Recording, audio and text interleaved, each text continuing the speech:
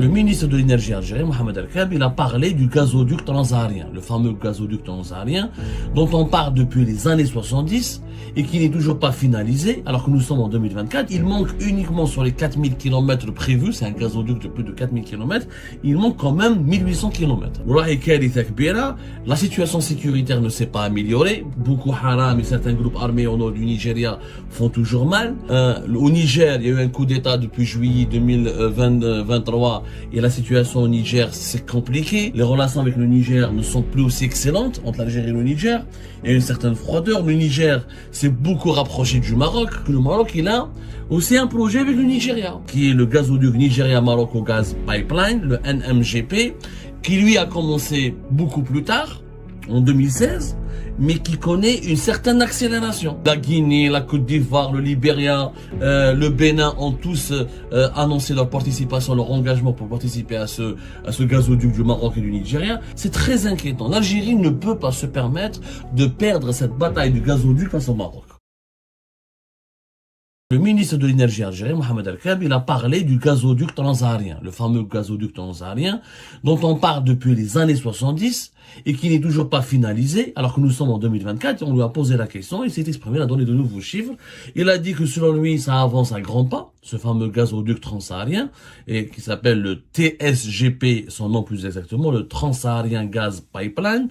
Mais d'après ces informations qu'il a lui-même confirmées, il manque uniquement sur les 4000 km prévus, c'est un gazoduc de plus de 4000 km, il manque quand même 1800 km. C'est-à-dire qu'il reste uniquement selon lui 100 km au niveau du Nigeria, 1000 km au niveau du Niger et 700 km au niveau de l'Algérie.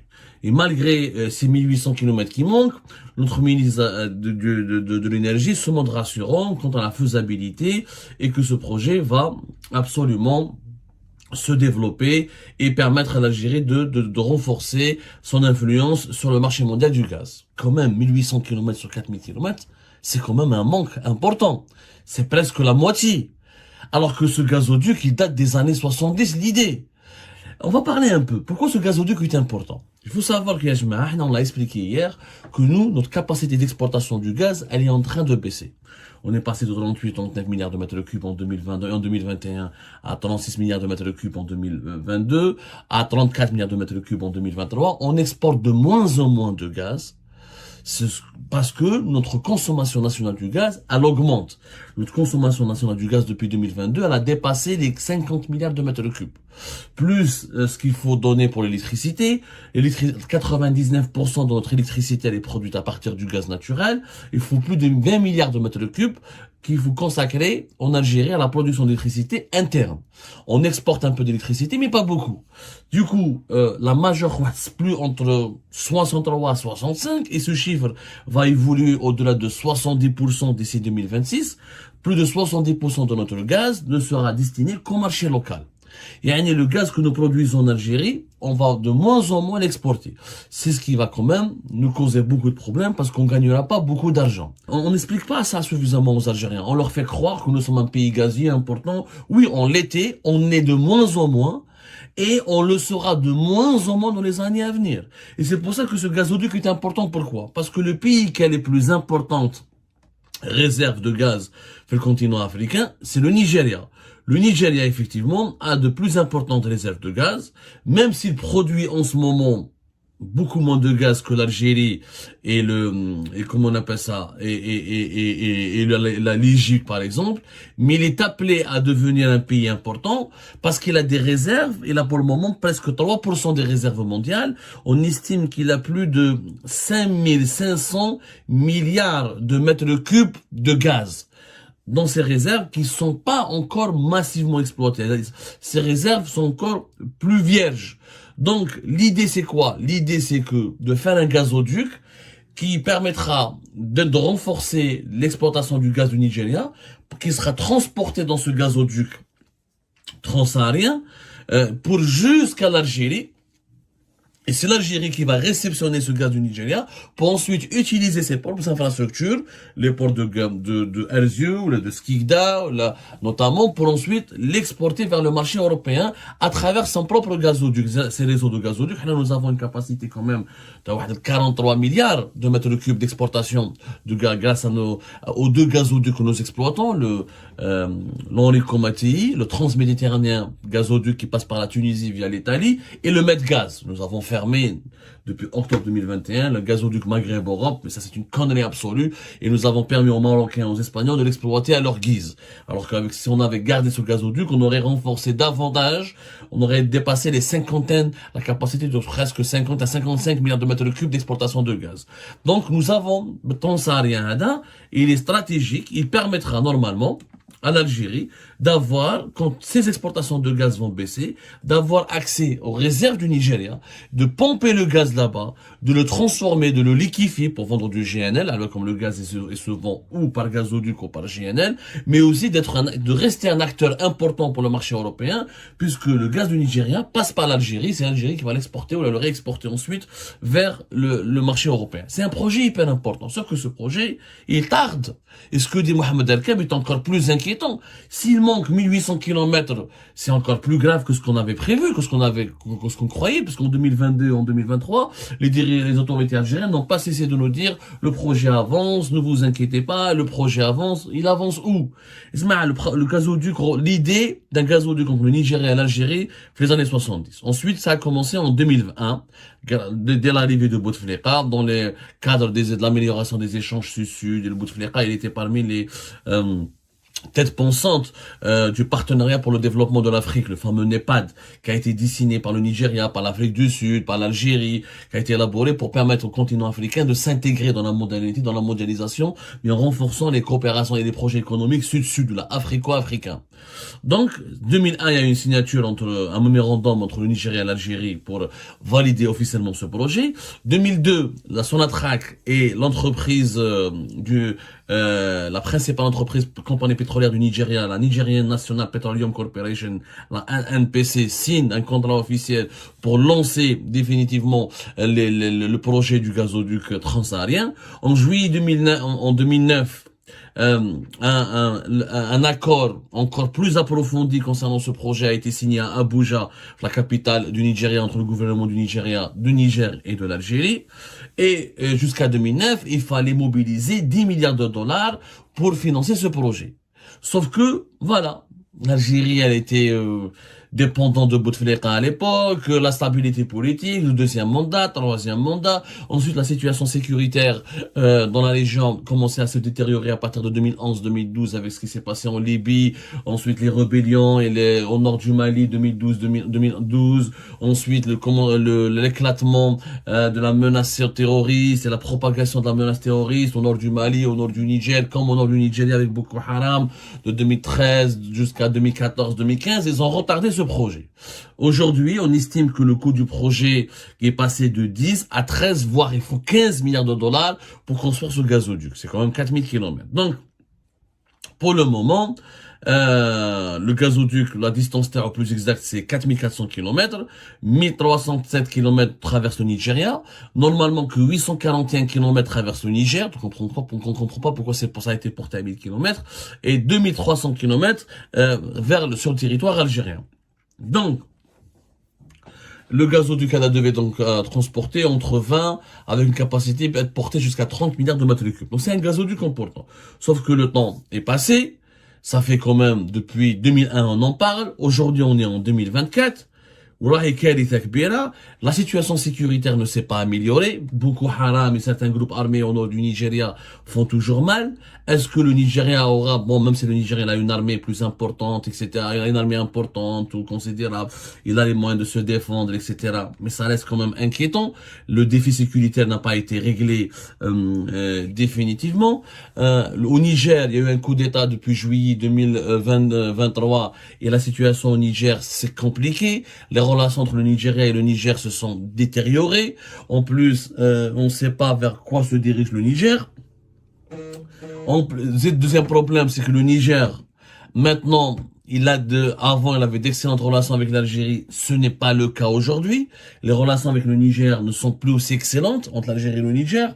Il y a une certaine froideur. Le Niger s'est beaucoup rapproché du Maroc. Ça, on l'oublie de dire. Il y a eu des accords importants. Ce mois de février, le Maroc et le Niger se sont beaucoup rapprochés. Il y avait la visite du Premier ministre nigérien au Maroc, c'était le 15 février dernier. Ensuite, il y a eu le Maroc et le Niger ont fait une commission, ça attend à la grande commission de coopération maroco-nigérienne, durant laquelle les autorités nigériennes issues de ce coup d'État de fin juillet 2023 ont décidé de renforcer leur coopération avec le Maroc.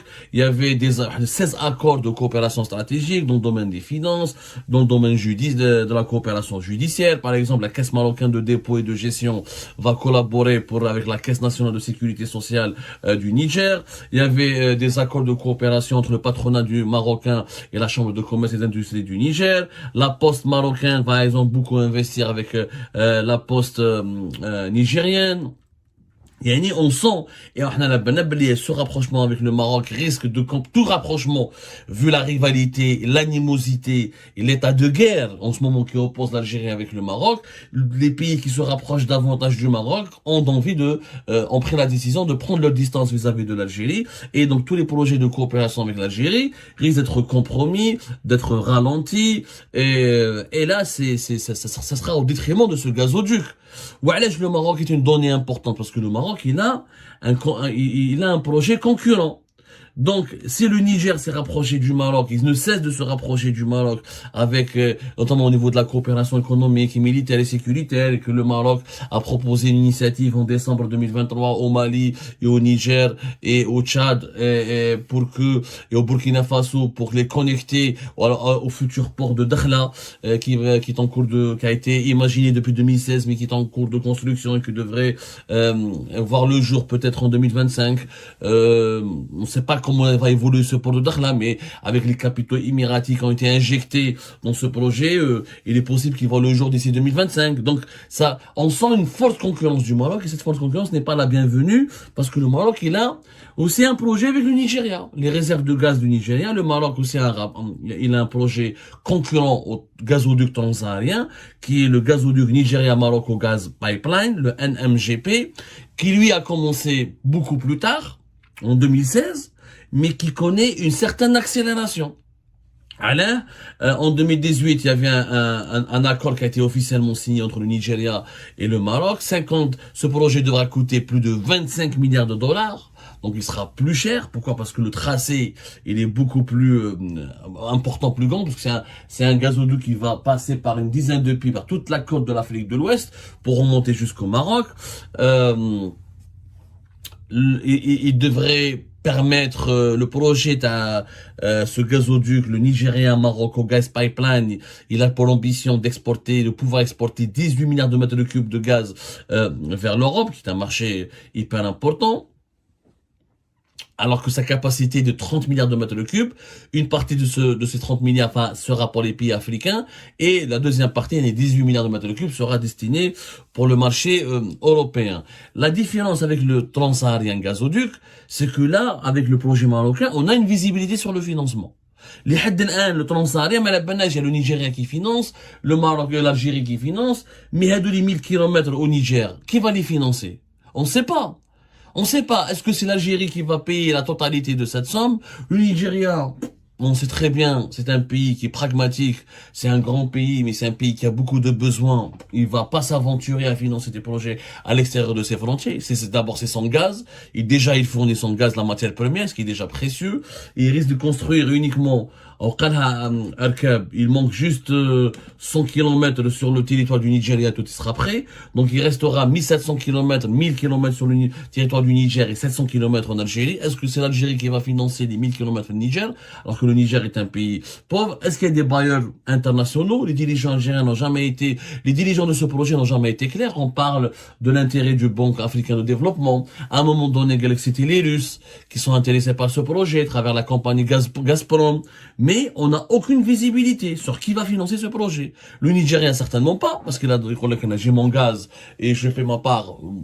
Vous devez vous débrouiller. Le Niger, c'est un pays pauvre. Est-ce que l'Algérie va tout financer? C'est quand même, ça reste cher.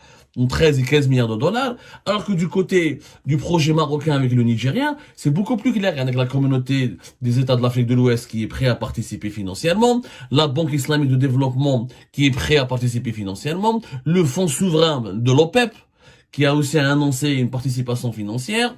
Donc, il y a déjà des bailleurs de fonds qui se sont déjà manifestés et des pays